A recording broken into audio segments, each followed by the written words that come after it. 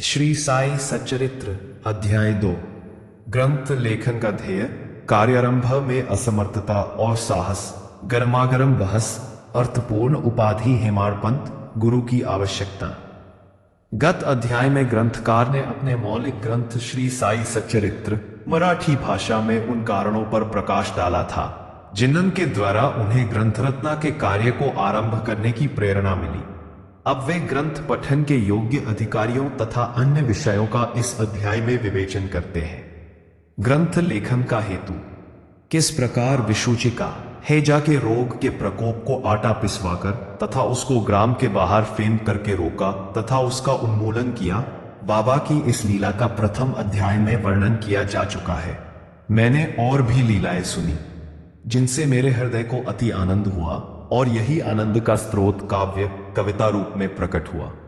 मैंने यह भी सोचा कि इन महान आश्चर्ययुक्त लीलाओं का वर्णन बाबा के भक्तों के लिए मनोरंजक एवं शिक्षाप्रद सिद्ध होगा तथा उनके पाप समूल नष्ट हो जाएंगे। इसलिए मैंने बाबा की पवित्र गाथा और मधुर उपदेशों का लेखन प्रारंभ कर दिया।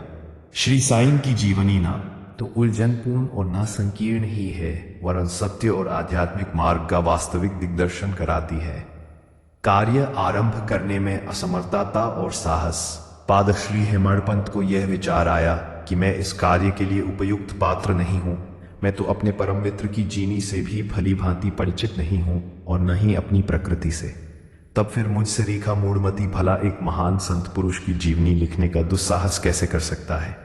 अवतारों की प्रकृति के वर्णन में वेद भी अपनी असमर्थता प्रकट करते हैं। किसी संत का चरित्र समझने के लिए स्वयं को पहले संत होना नितांत आवश्यक है। फिर मैं तो उनका गुणगान करने के सर्वथा अयोग्य ही हूं। संत की जीवनी लिखना एक महान कठिन कार्य है जिसकी तुलना में सातों समुद्र की गहराई नापना और आकाश को वस्त्र से ढकना भी सहज है। यह मुझे भली भरंती ज्ञात था कि इस कार्य का आरंभ करने के लिए महान साहस की आवश्यकता है और कहीं ऐसा ना हो कि चार लोगों के समक्ष हास्य का पात्र बनना पड़े। इसीलिए श्री साईं बाबा की कृपा प्राप्त करने के लिए मैं ईश्वर से प्रार्थना करने लगा। महाराष्ट्र के संत श्रेष्ठ श्री ज्ञानेश्वर महाराज के कथन है कि संत चरित्र के रचयिता से परमात्मा अति प्रसन्न होता है। तुलसीदास जी ने भी कहा है कि साधु चरित शुभ सरिस कपासु, निरस विषभ गुणमय फल जासु, जो सही दुख पर छिद्र दुरावा, वंदनीय जेहि जग जस पावा। भक्तों को भी संतों की सेवा करने की इच्छा बनी रहती है। संतों की कार्य पूर्ण करा लेने की प्रणाली भी विचित्र ही है। यथार्थ प्रेरणा तो संत ही किया करते हैं, भक्त तो निमित्त मात्र या कहिए कि कार्य पूर्ति के लिए एक यंत्र मात्र है। उदाहरणार्थ शक संख्या 1700 में कवि महीपति को संत चरित्र लेखन की प्रेरणा हुई। संतों ने अंत प्रेरणा की और कार्य पूर्ण हो गया। इसी प्रकार शक संख्या कर 1800 में श्री दासगणु की सेवा स्वीकार हुई। महीपति ने 4 काव्य रचे, भक्त विजय, संत विजय, भक्त लीलामृत और संत लीलामृत, और दासगणु ने केवल 2, भक्त लीलामृत और संत कथामृत, जिसमें आधुनिक संतों के चरित्रों का वर्णन है। भक्त लीलामृत के अध्याय 31, 32 और 33 तथा संत कथामृत के 57वें अध्याय में श्री साई बाबा की मधुर जीवनी तथा अमूल्य उपदेशों का वर्णन सुंदर एवं रोचक ढंग से किया गया है। पाठकों से इनके पठन का अनुरोध है। इसी प्रकार श्री साई बाबा की अद्भुत लीलाओं का वर्णन एक बहुत सुंदर छोटी सी पुस्तिका श्री साई बाबा भजन माला में किया गया है। इसकी रचना बांद्रा की श्रीमती सावित्रीबाई रघुनाथ तेंदुलकर ने की है। श्री दासगणु महाराज ने भी श्री साई बाबा पर कई मधुर कविताओं की रचना की है। एक और भक्त अमीदास भवानी मेहता ने भी बाबा की पुत कथाओं को गुजराती में प्रकाशित किया है। साई प्रभा नामक पत्रिका में भी कुछ लीलाएं शिरडी के दक्षिणा भिक्षा संस्थान द्वारा प्रकाशित की गई है। अब प्रश्न यह उठता है कि जब श्री साईनाथ महाराज के जीवन पर प्रकाश डालने वाला इतना साहित्य उपलब्ध है, फिर और एक ग्रंथ साई सच्चरित्र रचने की आवश्यकता ही कहां पैदा होती है। इसका उत्तर केवल यही है कि श्री साई बाबा की जीवनी सागर के सदृश अगाध, विस्तृत और अथाह है। यदि उसमें गहरे गोता लगाया जाए तो ज्ञान एवं भक्ति रूपी अमूल्य रत्नों की सहज ही प्राप्ति हो सकती है, जिनसे मुमुक्षुओं को बहुत लाभ होगा। श्री साईं बाबा की जीवनी, उनके दृष्टांत एवं उपदेश महान आश्चर्य से परिपूर्ण है। दुख और दुर्भाग्यग्रस्त मानवों को इनसे शांति और सुख प्राप्त होगा तथा लोक व परलोक में निश्रेयस की प्राप्ति होगी।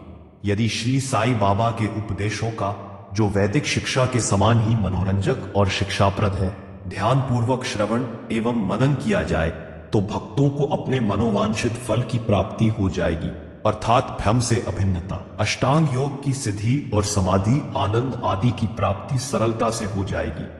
यह सोचकर ही मैंने चरित्र की कथाओं को संकलित करना प्रारंभ कर दिया। साथ ही यह विचार भी आया कि मेरे लिए सबसे उत्तम साधना भी केवल यही है। जो भोले भाले प्राणी श्री साईं बाबा के दर्शनों से अपने नेत्र सफल करने के सौभाग्य से वंचित रहे हैं, उन्हें यह चरित्र अति आनंददायक प्रतीत होगा। अतः मैंने श्री साईं बाबा के उपदेश और दृष्टांतों की खोज प्रारंभ कर दी, जो कि उनकी असीम सहज प्राप्त आत्मानुभूतियों का निचोड़ था। मुझे बाबा ने प्रेरणा दी और मैंने भी अपना अहंकार उनके श्री चरणों पर न्योछावर कर दिया। मैंने सोचा कि अब मेरा पथ अति सुगम हो गया है और बाबा मुझे इहलोक और परलोक में सुखी बना देंगे। मैं स्वयं बाप की आज्ञा प्राप्त करने का साहस नहीं कर सकता था।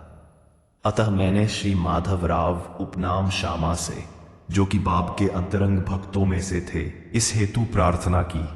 उन्होंने इस कार्य के निमित्त श्री साईं बाबा से विनम्र शब्दों में इस प्रकार प्रार्थना की कि ये अन्ना साहेब आपकी जीवनी लिखने के लिए अति उत्सुक है, परंतु आप कृपया ऐसा न कहना कि मैं तो एक फकीर हूं तथा मेरी जीवनी लिखने की आवश्यकता ही क्या है।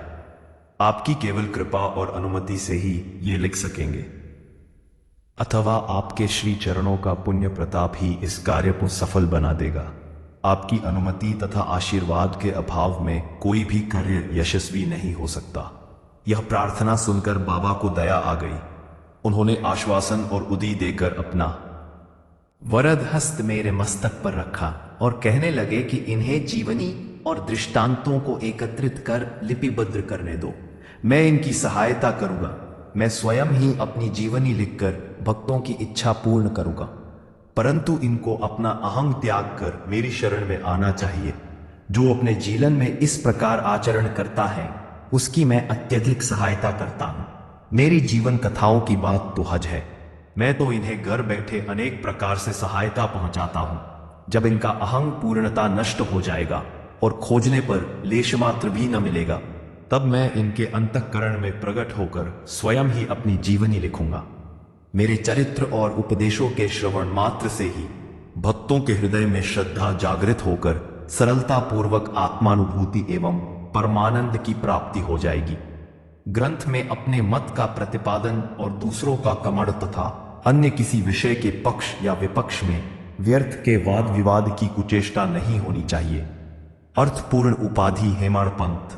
वाद विवाद शब्द से हमको स्मरण हो आया कि मैंने पाठकों को वचन दिया है कि हेमाड़पंथ उपाधि किस प्रकार प्राप्त हुई, इसका वर्णन करूंगा। अब मैं उसका वर्णन करता हूं। श्री काका साहेब दीक्षित व नाना साहेब चांदोरकर मेरे अति घनिष्ठ मित्रों में से थे। उन्होंने मुझसे शिरडी जाकर श्री साईं बाबा के दर्शने का लाभ उठाने का अनुरोध किया। मैंने उन्हें वचन दिया, परंतु कुछ बाधा आ जाने के कारण मेरी लेडी यात्रा स्थगित हो गई। मेरे एक घनिष्ठ मित्र का पुत्र लोनावाला में रोगग्रस्त हो गया था। उन्होंने सभी संभव आदि भौतिक और आध्यात्मिक उपचार किए, परंतु सभी प्रत्यय निष्फल हुए और ज्वर किसी प्रकार भी कम न हुआ। अंत में उन्होंने अपने गुरुदेव को उसके सिरहाने ज्वर बिठलाया, परंतु परिणय पूर्ववत ही हुआ। यह घटना देखकर मुझे विचार आया कि जब गुरु एक बालक के प्राणों की भी रक्षा करने में असमर्थ है, तब उनकी उपयोगिता ही क्या है, और जब उनमें कोई सामर्थ्य ही नहीं, तब फिर शिरडी जाने से क्या प्रयोजन। ऐसा सोचकर मैंने अपनी यात्रा स्थगित कर दी। परंतु जो होनहार है वह तो होकर ही पाएगा, और वह इस प्रकार हुआ। प्रांताधिकारी नाना साहेब चांदोरकर बसई को दौरे पर जा रहे थे। वे थाना से दादर पहुंचे तथा बसई जाने वाली गाड़ी की प्रतीक्षा कर रहे थे। उसी समय बांद्रा लोकल आ पहुंची, जिसमें बैठकर वे बांद्रा पहुंचे तथा शिरडी यात्रा स्थगित करने के लिए मुझे आड़े हाथों लिया। नाना साहेब का तर्क मुझे उचित तथा सुखदायी प्रतीत हुआ। और इसके फलस्वरूप मैंने उसी रात्रि शिरडी जाने का निश्चय किया और सामान बांधकर शिरडी को प्रस्थान कर दिया। मैंने सीधे दादर जाकर वहां से मनमाड़ की गाड़ी पकड़ने का कार्यक्रम बनाया। इस निश्चय के अनुसार मैंने दादर जाने वाली गाड़ी के डिब्बे में प्रवेश किया। गाड़ी छूटने ही वाली थी कि इतने में एक यवन मेरे डिब्बे में आया और मेरा सामान देखकर मुझसे मेरा गंतव्य स्थान पूछने लगा। मैंने अपना कार्यक्रम उसे बतला दिया। उसने मुझसे कहा कि मनमाड़ की गाड़ी दादर पर खड़ी नहीं होता, इसलिए सीधे बोरी बंदर से होकर जाओ। यदि यह एक साधारण सी घटना घटित न हुई होती तो मैं अपने कार्यक्रम के अनुसार दूसरे दिन शिरडी न पहुंच सकने के कारण अनेक प्रकार की शंका कुशंकाओं से गिर जाता, परंतु ऐसा घटना न था। भाग्य ने साथ दिया और दूसरे दिन 9-10 बजे के पूर्व ही मैं शिरडी पहुंच गया। यह सन 1910 की बात है, जब प्रवासी भक्तों के ठहरने के लिए साठेवाड़ा ही एकमात्र स्थान था। तांगे से उतरने पर मैं साईं बाबा के दर्शनों के लिए बड़ा लालायित था। उसी समय भक्त प्रवर श्री तात्या साहेब नूलकर मस्जिद से लौटे ही थे। उन्होंने बतलाया कि इस समय श्री साईं बाबा मस्जिद की मोंड पर ही है, अभी केवल उनका प्रारंभिक दर्शन ही कर लो और फिर स्नान आदि से निवृत्त होने के पश्चात सुविधा से भेंट करने जाना। यह सुनते ही मैं दौड़कर गया और बाबा की चरण वंदना की। मेरी प्रसन्नता का पारावार न रहा। मुझे क्या नहीं मिल गया था। मेरा शरीर उल्लसित सा हो गया। क्षुधा और तृषा की सुधि जाती रही। जिस क्षण से उनके भव्य नरशक चरणों का स्पर्श प्राप्त हुआ, मेरे जीवन के दर्शनार्थ पर एरनग प्रोत्साहन और सहायता पहुंचाई। उनके प्रति मेरा हृदय बारंबार कृतज्ञता अनुभव करने लगा। मैं उनका सदैव के लिए ऋणी हो गया। उनका यह उपकार मैं कभी भूल न सकूंगा। यथार्थ में वे ही मेरे कुटुंबी हैं और उनके ऋण से मैं कभी भी मुक्त न हो सकूंगा। मैं सदा उनका स्मरण कर उन्हें मानसिक प्रणाम किया करता हूं। जैसा कि मेरे अनुभव में आया, साईं के दर्शन में ही यह विशेषता है कि वितार परिवर्तन तथा पिछले कर्मों का प्रभाव शीघ्र मंद पड़ने लगता है और शनैः अनासक्ति और सांसारिक भोगों से वैराग्य बढ़ता जाता है। केवल गत जन्मों के अनेक शुभ संस्कार एकत्रित होने पर ही ऐसा दर्शन प्राप्त होना सुलभ हो सकता है। पाठकों, मैं आपसे शपथ पूर्वक कहता हूं कि यदि आप श्री साईं बाबा को एक दृष्टि भरकर देख लेंगे तो आपको संपूर्ण विश्व ही साईमय दिखलाई पड़ेगा। गर्मागर्म बहस। शिरडी पहुंचने के प्रथम दिन ही बाला साहेब तथा मेरे बीच गुरु की आवश्यकता पर वाद विवाद छिड़ गया। मेरा मत था कि स्वतंत्रता त्याग कर पराधीन क्यों होना चाहिए तथा जब कर्म करना ही पड़ता है तब गुरु की आवश्यकता ही कहाँ रही। प्रत्येक को पूर्ण प्रयत्न कर स्वयं को आगे बढ़ाना चाहिए। गुरु शिष्य के लिए करता ही क्या है, वह तो सुख से निद्रा का आनंद लेता है। इस प्रकार मैंने स्वतंत्रता का पक्ष लिया और बाला साहेब ने प्रारब्ध का। उन्होंने कहा कि जो विधि लिखित है वह घटित होकर रहेगा। इसमें उच्च कोटि के महापुरुष भी असफल हो गए हैं। कहावत है, मेरे मन कछु और है, धाता के कछु और। फिर परामर्श युक्त शब्दों में बोले, भाई साहब, यह निर्विद्रता छोड़ दो। यह अहंकार तुम्हारी कुछ भी सहायता न कर सकेगा। इस प्रकार दोनों पक्षों के खंडन मंडन में लगभग 1 घंटा व्यतीत हो गया और सदैव की भांति कोई निष्कर्ष न निकल सका। इसीलिए तंग और विवश होकर विवाद स्थगित करना पड़ा। इसका परिणाम यह हुआ कि मेरी मानसिक शांति भंग हो गई तथा मुझे अनुभव हुआ कि जब तक घोर दैहिक बुद्धि और अहंकार न हो तब तक विवाद संभव नहीं। वस्तुतः यह अहंकार ही विवाद की जड़ है।